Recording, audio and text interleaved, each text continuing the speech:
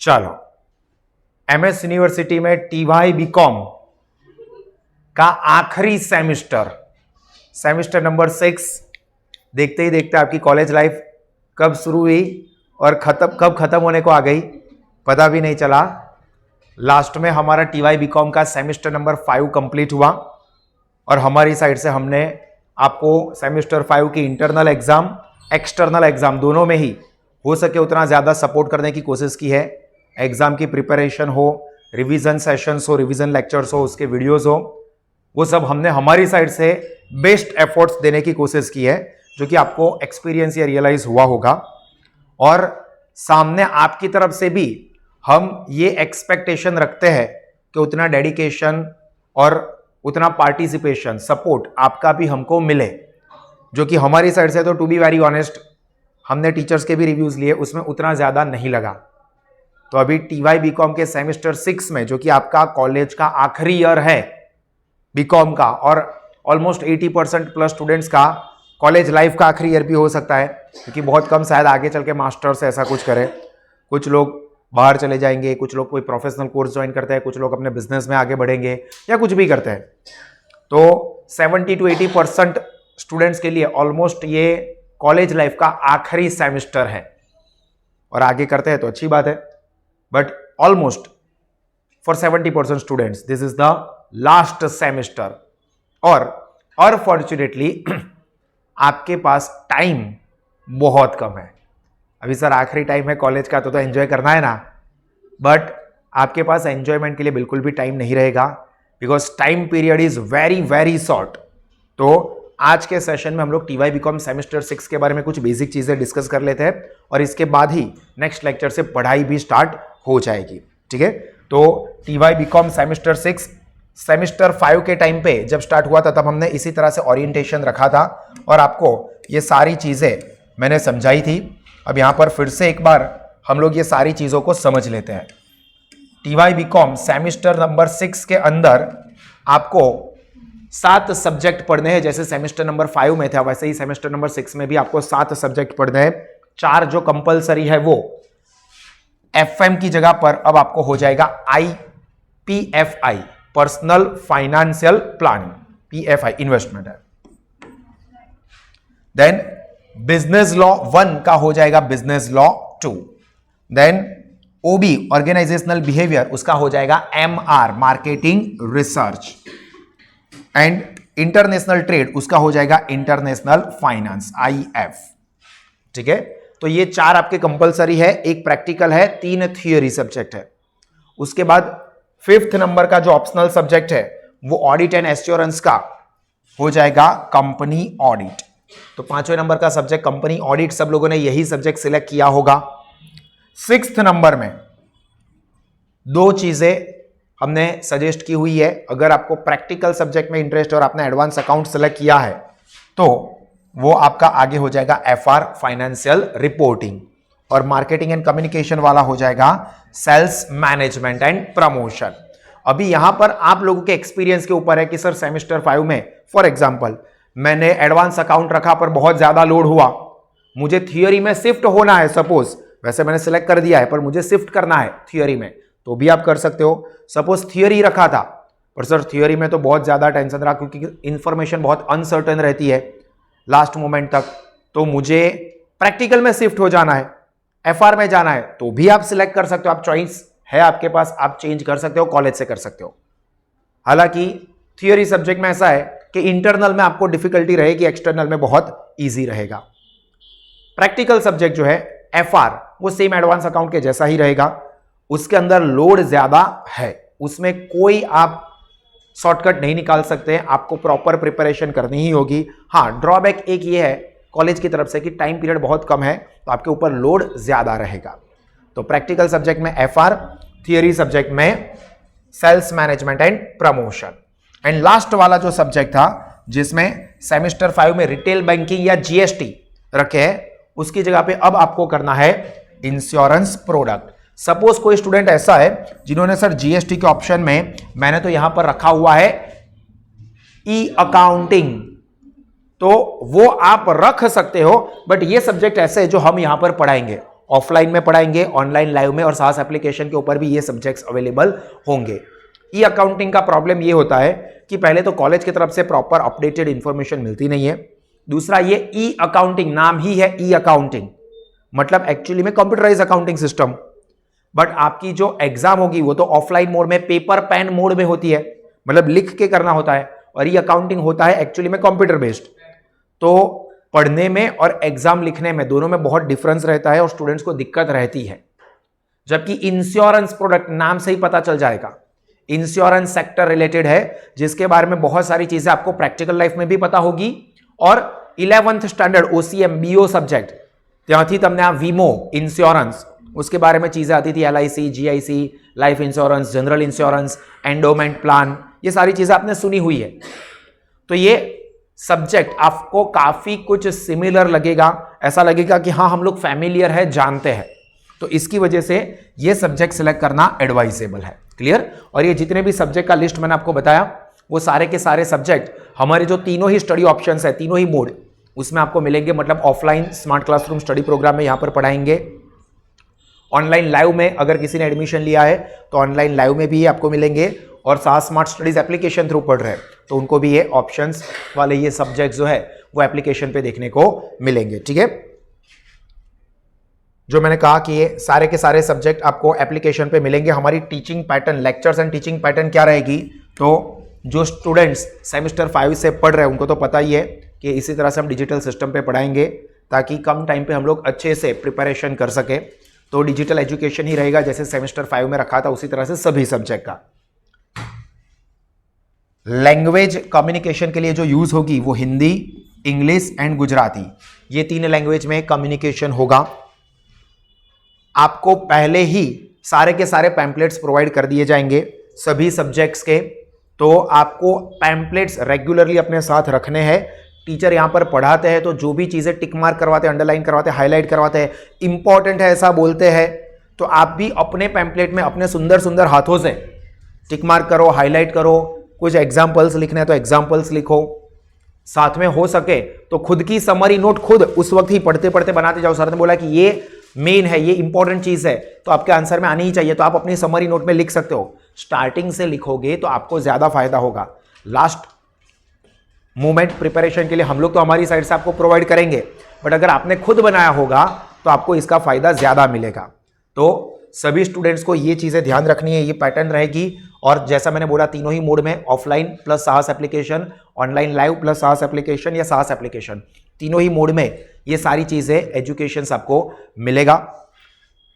साहस एप्लीकेशन जो कि तीनों ही ऑप्शन में रहने ही वाली है, उसमें आपको कौन कौन सी फैसिलिटीज रहेगी जिनको पता है वो तो जानते ही है। इसके साथ साथ कुछ चीजें जो स्टूडेंट्स के रिव्यूज आए थे उसके हिसाब से हमने थोड़े चेंजेस, माइनर्स है, कुछ खास फर्क नहीं है उसमें, वो किए हैं। सबसे पहला तो आपको सभी सब्जेक्ट के स्टडी पैम्पलेट्स उसमें मिल जाएंगे। हार्ड कॉपी तो यहां से क्लास में मिलेगी ही। जिन्होंने भी ऑफलाइन का रजिस्ट्रेशन करवाया है या ऑनलाइन लाइव प्लस साहस ऐप या साहस एप्लीकेशन वाले हैं, बट जिन्होंने पैम्पलेट की हार्ड कॉपी के लिए रजिस्ट्रेशन करवाया हुआ है तो उन लोगों को पैम्पलेट्स की हार्ड कॉपी यहीं से मिलेगी। जैसा कि पता है या ना पता हो तो मैं बता दूं कि ऑनलाइन लाइव या एप्लीकेशन मोड में जिन्होंने भी रजिस्ट्रेशन करवाया है उनको पैम्पलेट की हार्ड कॉपी हम लोग प्रोवाइड नहीं करते हैं। अगर आपको पैम्पलेट की हार्ड कॉपी चाहिए तो उसका 500 रुपीज चार्ज अलग होता है। ऑफलाइन वालों को तो फीस में ही इंक्लूडेड है। ठीक है, एप्लीकेशन की फीस में हम लोग मटेरियल का चार्ज नहीं रखते हैं क्योंकि सॉफ्ट कॉपी है ही। अगर कोई बाहर रह रहा है तो हमारे लिए पॉसिबल नहीं है कि उनको हम कुरियर करके भेज सके पैम्पलेट्स, तो स्टूडेंट्स डाउनलोड करके प्रिंट निकाल सकते हैं। ठीक है, कुरियर करवाने का खर्चा हो जाएगा, उसका लोड भी उनके ऊपर ही आएगा, उससे तो अच्छा है कि वो प्रिंट निकलवा ले। तो स्टूडेंट्स खुद प्रिंट निकाल सकते हैं, अदरवाइज हमारे यहां से चाहिए तो उसका 500 रुपीज चार्ज पैम्पलेट्स का सेपरेट रहता है। तो ये ऑल सब्जेक्ट के स्टडी पैम्पलेट्स एप्लीकेशन पर सॉफ्ट कॉपी में तो मिलेंगे ही, जो आप कभी भी डाउनलोड करना चाहो तो डाउनलोड कर सकते हो। हार्ड कॉपी भी आपको मिलेगी।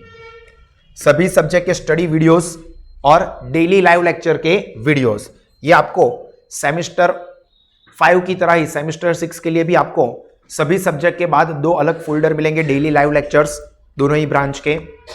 और इस बार हमने एक माइनर सा चेंज ये किया है, जो कि स्टूडेंट्स ने कहा था कि सर कौन से डे में कौन से लेक्चर्स हुए थे। हम बाहर लिखते हैं day number 1, date and day, Monday Tuesday Wednesday, पर उस दिन कौन से सब्जेक्ट का लेक्चर हुआ था वो हमको जानना हो तो अंदर जाना पड़ता है, मतलब बहुत मेहनत करनी पड़ती है।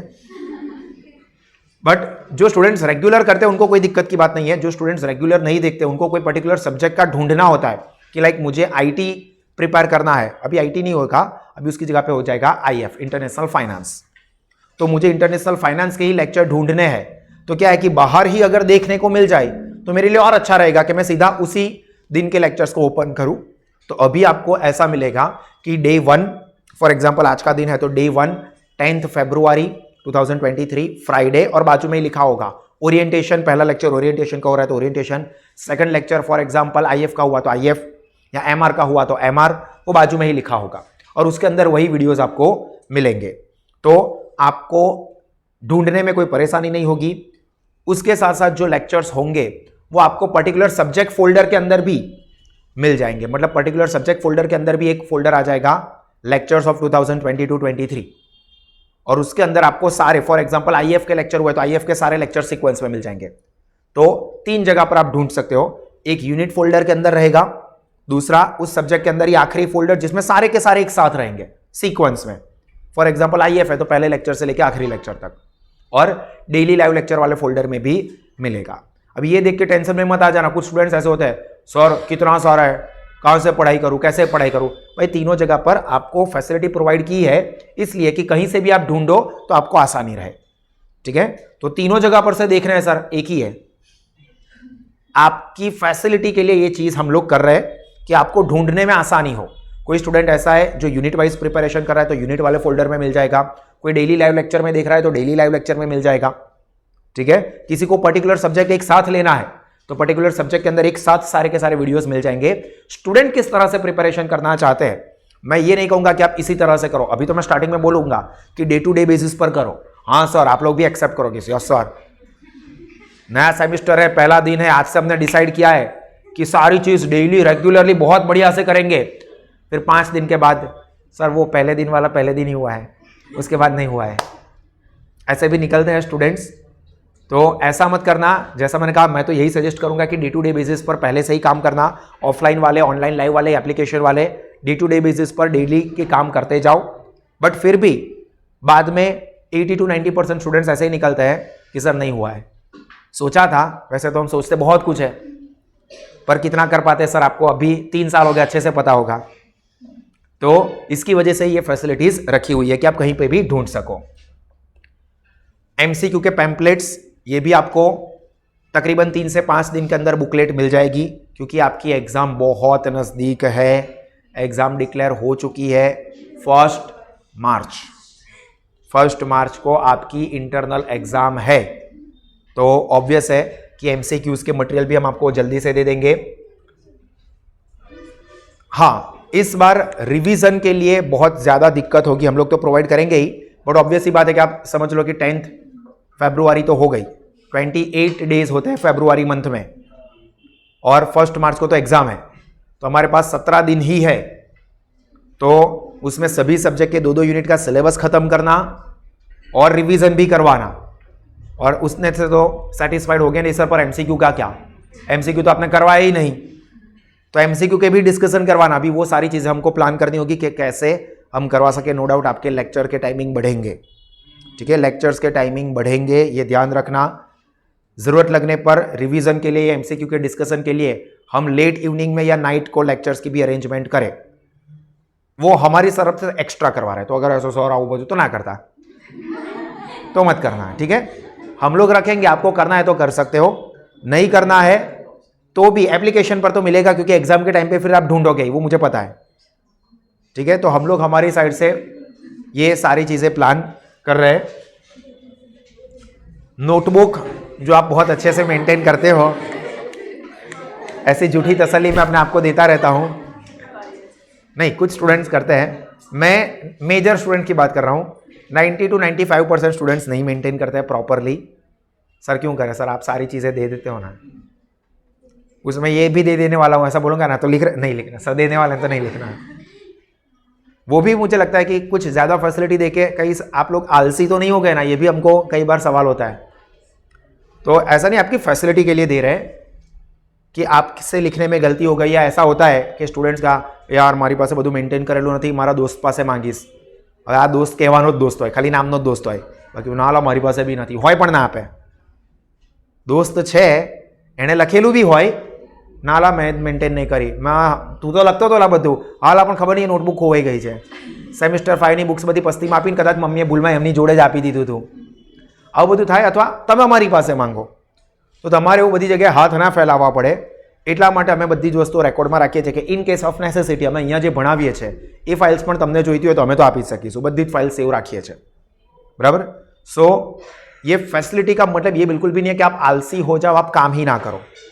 ये एक्स्ट्रा है आपके सपोर्ट के लिए कि कहीं पे भी आप थोड़े से भी अटक गए हो तो आपको सपोर्ट मिले, आप वहां से आगे निकल सको. ठीक है, तो नोटबुक प्रॉपरली मेंटेन करना, एटलीस्ट प्रैक्टिकल सब्जेक्ट की तो प्रॉपरली करो ही. थियरी सब्जेक्ट में जैसा मैंने कहा कि पैम्पलेट में टिक मार्क करते जाओ और साथ में अपनी एक छोटी नोटबुक रखो और उसके अंदर समरी नोट्स, मेन वर्ड्स, ये क्वेश्चन के ये पॉइंट्स, ये मेन पॉइंट, इसके पॉइंट के अंदर मेन सेंटेंस या मेन वर्ड क्या है, कैसे आपने इस टॉपिक को समझा है, कैसे आपने इस पॉइंट को समझा है, वो आप अपनी ओन लैंग्वेज में लिख दो तो आपको इसका बहुत जबरदस्त फायदा होगा. चलो मैं यहां पर भी आपको कैश रिवॉर्ड डिक्लेयर कर देता हूं. जो स्टूडेंट्स थियोरी सब्जेक्ट की अच्छे से समरी नोटबुक मेंटेन करेंगे उसमें से जिसका भी बेस्ट होगा उसको मैं फिर से 500 रुपीज की कैश प्राइस दूंगा. नहीं, मेंटेन करो, मारी माटे तो इंपॉर्टेंट ही है. जिन्होंने भी सेमेस्टर 5 के पेपर्स लिख के सबमिट करवाए हैं, जिनका नाम मैंने हमारे ग्रुप में भी मेंशन किया हुआ ही था, कुछ को कैश प्राइस दे दी है, कुछ को कैश प्राइस देनी बाकी है. इसका मतलब ये नहीं है कि मैं भूल गया हूं, आपकी एग्जाम चल रही थी, बीच में हमने ये चीज़ नहीं रखी है, बट आपको वो कैश प्राइस देनी है. इसीलिए मैं ग्रुप पर ही नाम भेज देता था कि भाई ये स्टूडेंट का ये सब्जेक्ट के लिए सप्लीमेंट्री एक्सेप्ट हो चुका है, चेक हो चुका है, जेन्युइन है. ठीक है, तो इसी तरह से आप अपने थ्योरी सब्जेक्ट की भी समरी नोट्स बनाओ. कैश रिवॉर्ड तो सेकंड नंबर की चीज़ है, आप कोशिश करो उससे आपको एग्जाम में फायदा हो, that is the most important thing. ठीक है, तो जो भी अच्छे से समरी नोट्स मेंटेन करेगा उसको कैश प्राइस भी मिलेगा, उसकी समरी नोट हम हमारी सास एप्लीकेशन के ऊपर भी रखेंगे. चलिए, अब मेन चीज रूल्स रेगुलेशन, ये खास ध्यान रखने हैं. बहुत सारे लोग पहले दिन में करते रहते हैं, फिर बाद में सब भूल जाते हैं.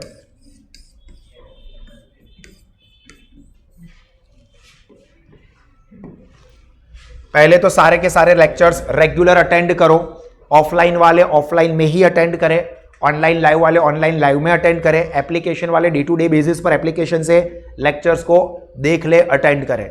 ठीक है, अपनी मर्जी के हिसाब से आते हो, अपनी मर्जी के हिसाब से लेक्चर्स अटेंड करते हो तो आपको परेशानी होगी. ठीक है, फैसिलिटी है, आज नहीं जाना, एक काम करेंगे ऑनलाइन देख लेंगे, फिर थोड़ी देर के बाद चलना, बाद में वीडियो देख लूंगा ऐप से, फिर एक काम करता हूँ कल देख लूंगा, फिर कभी देखते ही नहीं हो. फिर एग्जाम के अगले दिनों में मुझे मैसेज आएगा, फोन आएगा, सर वो रिवीजन सेशन आप कब देने वाले हो, सर वो रिवीजन सेशन कब आएंगे, क्योंकि आगे का कुछ हमने पढ़ा ही नहीं है, तो बस वो रिवीजन ही हमारे लिए आशा है. तो ऐसा मत करना, डे टू डे बेसिस पर पहले से ही आपको लेक्चर्स अटेंड करने हैं. Don't get involve in any issue और negative matters inside the classroom और आउटसाइड द क्लासरूम और near the premise of class. ठीक है, कोई भी जगह पर अननेसेसरी चीजों में इन्वॉल्वमेंट नहीं लेना है. क्लास पर टाइम पे पहुंच जाना है, लेट एंट्री नहीं चलेगी, क्योंकि टीचर यहां पर पढ़ाने में इन्वॉल्व है, बीच में कोई आगे से आ रहा है, कोई वहां पर पीछे से आ रहा है, अभी टीचर पढ़ाते वक्त उनका माइंड डाइवर्ट हो जाता है. आपको तो नुकसान होगा ही होगा, क्योंकि चालू लेक्चर में आधी चीज के बाद आप आए हो, अभी क्या पढ़ा रहे थे, अभी क्या कहा आगे, आजू बाजू वाले को भी डिस्टर्ब करोगे, खुद को भी समझ में नहीं आएगा और टीचर को भी डिस्टर्बेंस होगा. सो लेक्चर पे टाइम पे पहुंच. अभी ऐसा बोला ना कि लेट एंट्री अलाउड नहीं करेंगे, तो 5-10 मिनट लेट है ना, फिर वहां पर पूरा 1 घंटा बैठे रहेंगे नीचे. अभी टीचर जा रहा है, क्यों भाई नीचे थे, सर वो आपको डिस्टर्ब नहीं करना था ना, वो 10 मिनट लेट हुआ ना, आपको डिस्टर्ब ना करने के लिए ऊपर नहीं आया.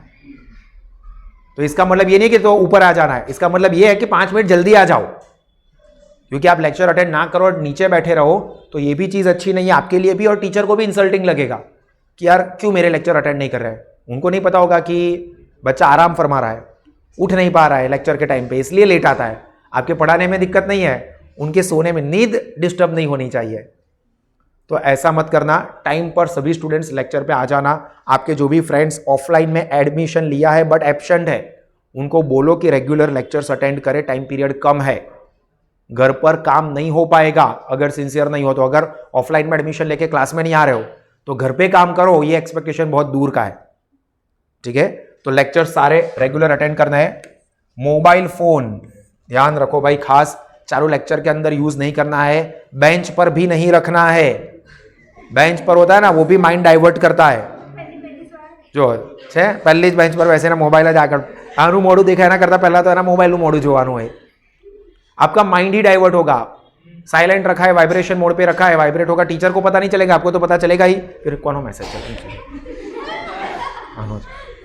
मम्मी नो छे तो मूकी दो, पेलीनी मम्मी नो छे पेलाना पप्पानो छे तो फोन કરી ઉપાડી લો કે મેસેજ કરી દો, વાત કરી દો। આનાથી તમારું માઇન્ડ ડાયવર્ટ થશે। સો મોબાઈલ ફોન સ્ટ્રિક્ટલી બેગની અંદર જ રાખજો, પોકેટમાં રાખો તો વાઇબ્રેશન મોડ પર બી ના રાખશો, સાયલેન્ટ જ રાખજો, કારણ કે નહીં તમારું માઇન્ડ ડાયવર્ટ થશે જ થશે। पर्पज તમારું माइंड डाइवर्ट ना थाय एनो छे। क्लियर? कोई भी आपको कंफ्यूजन है, कोई भी प्रॉब्लम है, कोई भी कंप्लेन है सब्जेक्ट रिलेटेड या कोई भी और सब्जेक्ट रिलेटेड इशू है, तो सबसे पहले वो सब्जेक्ट टीचर के साथ ही कम्युनिकेट करो कि सर मुझे ये प्रॉब्लम है या ये चीज़ समझ में नहीं आ रही है। उसके बावजूद भी अगर कुछ इशू रहता है तो आप यहाँ पर मैडम को मैसेज कन्वे कर दो, जिनल मैडम होते हैं, दीपाली मैडम होते हैं, उनको मैसेज कन्वे कर दो, मुझ तक इन्फॉर्मेशन पहुँच ही जाएगी। आपकी कोई भी जेन्युइन मैटर होगी, जेन्युइन इशू है, जेन्युइन प्रॉब्लम है, तो उसको हम डेफिनेटली कंसीडर करेंगे और उसको हम लोग एज सुन एज पॉसिबल जल्दी से सॉर्ट आउट करेंगे। जेन्युइन होगा तो, ऐसे ही फालतू में कंप्लेन कर रहे हो या फालतू में इशू निकाल रहे हो तो उसको हम लोग डील नहीं करेंगे। हमारा काम सिर्फ पढ़ाई का है। ठीक है? आपके पढ़ाई रिलेटेड कोई जेन्युइन इशू है तो अंदर अंदर डिस्कशन करें, इसको बताओ उसको बताओ। एक सब्जेक्ट का है और दूसरे सब्जेक्ट टीचर को बता रहे हो, उसका कोई सेंस नहीं बनता है, कोई लॉजिकल बात नहीं है। वो दूसरे सब्जेक्ट में आपके साथ थोड़ी बात कर सकेंगे बट उससे अलावा और कुछ नहीं कर पाएंगे, प्रॉब्लम सॉल्व नहीं होगा। प्रॉब्लम सॉल्व आप स्टाफ मेंबर्स को बता दो, वो मुझ तक पहुंचा देंगे। सब्जेक्ट मैटर है तो सब्जेक्ट टीचर के साथ ही कम्युनिकेट करो। सारे के सारे टीचर्स फ्रेंडली नेचर के ही है, आपके कोई भी जेन्युइन स्टडी रिलेटेड डाउट है तो वो प्रॉपरली सॉल्व कर ही देंगे। ठीक है? तो अंदर अंदर डिस्टर्बेंस या डिस्ट्रैक्शन या बातें करना, डिस्कशन करना, फिर 2-2, 3-3 घंटे निकाल रहे हैं, जिस डिस्कशन का कोई आउटपुट ही ना, उसका कोई मतलब नहीं बनता है। ठीक है? मेन चीज तो सबसे आखिर में रखिए, सबसे पहले होनी चाहिए। हाँ, जिसकी भी भाई फीस बाकी हो वो पे कर देना। जिसकी फीस कंप्लीट हो गई होगी उनको ही पैम्पलेट इश्यू होंगे, उनकी ही एप्लीकेशन एक्टिव होगी और 1 हफ्ते के बाद उनको ही ऑफलाइन या ऑनलाइन लाइव वाले हैं तो उनको लेक्चर्स अटेंड करने दिया जाएगा। जिसकी भी फीस बाकी होगी तो उनकी एप्लीकेशन एक्टिव नहीं होगी या एक्टिव होगी तो वो बंद हो जाएगी, पैम्पलेट्स इशू नहीं होंगे और लेक्चर्स में फिर बंद करना पड़े, ऐसा मत करना। ठीक है? तो जो भी फीस बाकी है वो पे कर देना। आपकी टेंटेटिव डेट जो अभी डिक्लेयर हुई है, जो कि ऑलमोस्ट फाइनल के बराबर ही है, सो डोंट एक्सपेक्ट कि सर एग्जाम पोस्टपोन होगी, कोई पॉसिबिलिटी नहीं है। अप्रैल मंथ में आपका एक्सटर्नल एग्जाम कंप्लीट करना ही करना है। तो यहां पर 1 अप्रैल अभी जो टेंटेटिव डेट आ चुकी है, टेंटेटिव नहीं है वैसे तो फाइनल जैसा ही है, सॉरी 1 मार्च, ये आपको बेवकूफ बना रहा था, 1 अप्रैल लिख के, अप्रैल फूल। 1 मार्च को आपकी इंटरनल एग्जाम है एंड 21 अप्रैल को एक्सटर्नल एग्जाम की डेट डिक्लेयर हो चुकी है। ठीक है? इससे लेट करना प्रैक्टिकली पॉसिबल नहीं है क्योंकि मई महीने में यूनिवर्सिटी का वैकेशन आता है, तो वो अपने वैकेशन के साथ कोई कॉम्प्रोमाइज नहीं करेंगे। एसवाई और टीवाई बीकॉम वालों की एग्जाम यूनिवर्सिटी के वैकेशन के बाद ही होने वाली है। सेम 4 और सेम 2 की एग्जाम वैकेशन के बाद है। आप लोगों की एग्जाम वैकेशन से पहले कंप्लीट करनी ही पड़ेगी क्योंकि फिर आप में से जिन स्टूडेंट्स को आगे पढ़ना है, किसी को बाहर जाना है, फॉरेन जाना है, तो उनको रिजल्ट चाहिए। एडमिशन करने हैं तो उसके लिए रिजल्ट चाहिए। तो एग्जाम डिले होगी तो दूसरी जगह पे आपका पूरा ईयर डिस्टर्ब हो जाएगा, एडमिशन खत्म हो गए होंगे तो। ठीक है? तो एग्जाम में मुझे कोई फोन या मैसेज करके ये मत पूछना सर क्या लगता है आपको एग्जाम पोस्टपोन होगी। अभी ऐसे ऐसे क्वेश्चन के मैं रिप्लाई नहीं दूंगा, फिर सर तुम्हें तो जवाब नहीं आता, तुम्हें जो तो मैसेज पर जवाब नहीं आता तो मैं नहीं आपू। ठीक है? तो ये ध्यान रखना है। इसके अलावा कोई और जनरल कंफ्यूजन है आप में से किसी को भी? हाँ बोलो। PFI 7મો IP ઇન્સ્યોરન્સ પ્રોડક્ટ, હા બધું જ કહી દઉં છું। ઇન્સ્યોરન્સ પ્રોડક્ટ જો તમને સબ્जेक्टમાં PFI જતીન સર કરાવશે, બધા सब्जेक्ट नहीं याद बताई दो। चलो पहले इसके अलावा और कोई कंफ्यूजन है किसी को? डन। तो यहां पर हमारा ये लेक्चर जो है वो कंप्लीट करते हैं। जनरल इंफॉर्मेशन के लिए आप में से आपके कोई भी फ्रेंड्स हैं जिनको ऑफलाइन में, ऑनलाइन लाइव में या एप्लीकेशन थ्रू अभी भी ज्वाइन करना है तो ज्वाइन कर सकते हो। बेस्ट क्वालिटी के एजुकेशनल फीचर्स मिलेंगे। फीस तीनों ही ऑप्शन में आप कंपेयर करोगे तो सबसे कम है, हालांकि सेकंड एंड थर्ड ऑप्शन तो कहीं पे है ही नहीं, हम ही प्रोवाइड करते हैं। ऑफलाइन में भी अपनी फीस सबसे कम है, तो आपके किसी भी फ्रेंड को ज्वाइन करना है तो आप सजेस्ट कर सकते हो। ओके, यहाँ पर हम लोग हमारा सेशन कंप्लीट करते हैं।